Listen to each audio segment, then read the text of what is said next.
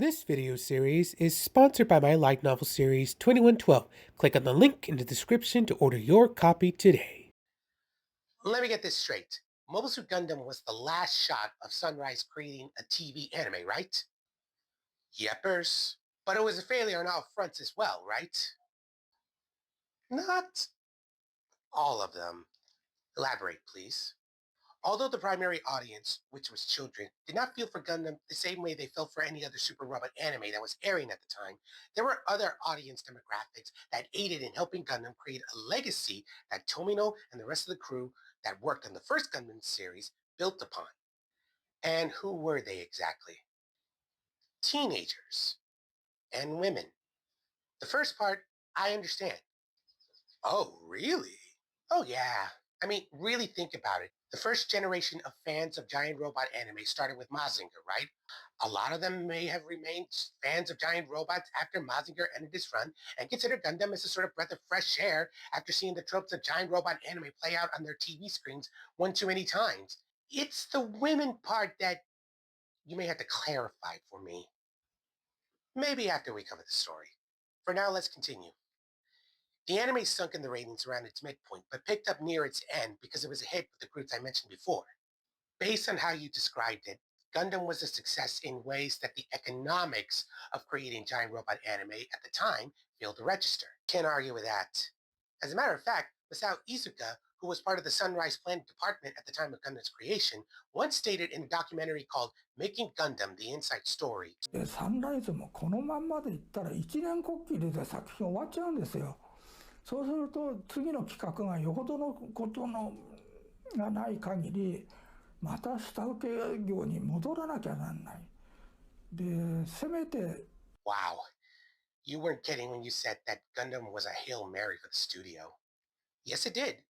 Yoshiyuki Tomino returned to direct the anime. Makes sense.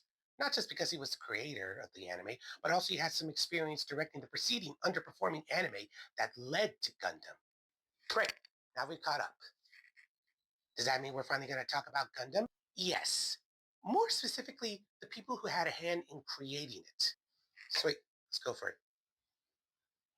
Why are you looking at me like that? Honestly, I thought you were going to be impatient about it. What, you think I'd be one of those anime fans who wouldn't care about the artists who make what I love? Do I look that ungrateful to you? You know what? That's on me. I apologize. Thank you. Now, Tomino wasn't the only one who made Gundam, am I right? Nah. Although he created the concept of Gundam, like-minded artists such as animation director Yoshikazu Yasuhiko, who also did the character design, Kunio Okawara, who established himself as the first mechanical designer in the industry. Hold on. What's a mechanical designer and what do they have to do with anime? A mechanical designer is an artist whose specific subset of skills is creating animated sequences involving the real-life mechanics that go into the creation and maintenance of the giant robot. They create the concepts for not just the giant robots, but also whatever ships are in the anime, as well as vehicles and other devices featured in the anime. Oh, now I'm starting to get it.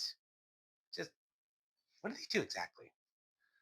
Well, their role in the creation of a TV anime is designing any mechanical device that's featured. They consider such factors as the weight of the mechanical object, what powers it, and how it affects its environment, all while balancing realism with artistic expression.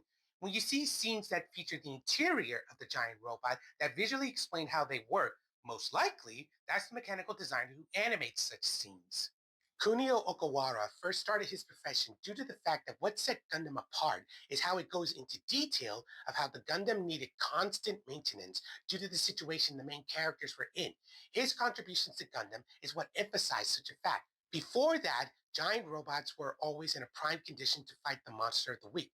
But with Gundam, now there was a need to add believability to the giant robot. Just to get my facts straight, their job is to make the machines you see on a TV anime as realistic as possible, right? Precisely. Now, may I continue? Please. Thank you. As I was saying, we also have Kenichi Matsuzaki, who expanded the world of Gundam as he wrote the episode script. And finally, Ichiro Itano, a notable animator who would be famous for his work in Super Dimension Fortress Macross. Just to be clear, This was written as a flop, despite the talent that went into it. Unfortunately, yes. Speaking of talent, two voice actors on the original Japanese language release either furthered their own voice acting careers or established them when they were cast on Mobile Suit Gundam. One of them was Toru Furuya. What roles was he known for? Well, after he voiced the main character Amuro Ray, he went on to voice other notable anime characters such as Shingo Oniwaban in Urusei Yatsura, Pegasus Seiya in Saint Seiya, or as we know it as Knights of the Zodiac in the State. But his biggest character role in 80s anime was in Akira Toriyama anime. Dragon Ball? Hell yeah! Who did he play? Yamcha! Yamcha? I get the feeling I did a no-no. A no-no? You were hyping me up for Yamcha! Everybody loves Yamcha. No, they don't! Yamcha is a punchline, a legacy anime meme used as a shorthand to emphasize how much of a joke he honestly is. And we will win!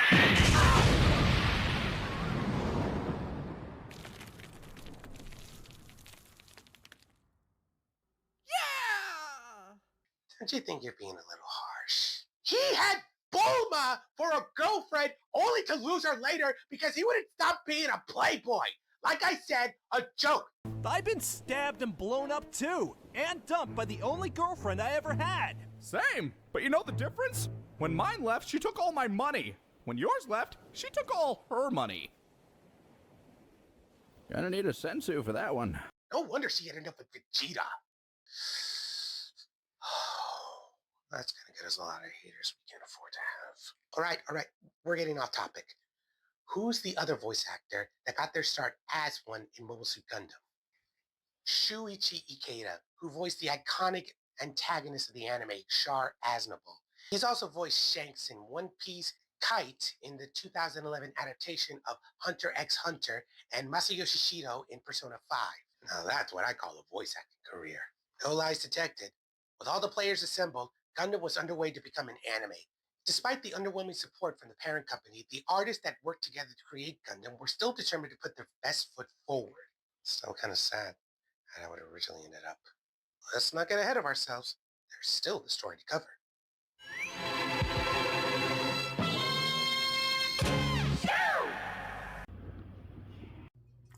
Don't forget to like, subscribe, and turn on notifications. I really appreciate your support in helping the channel grow.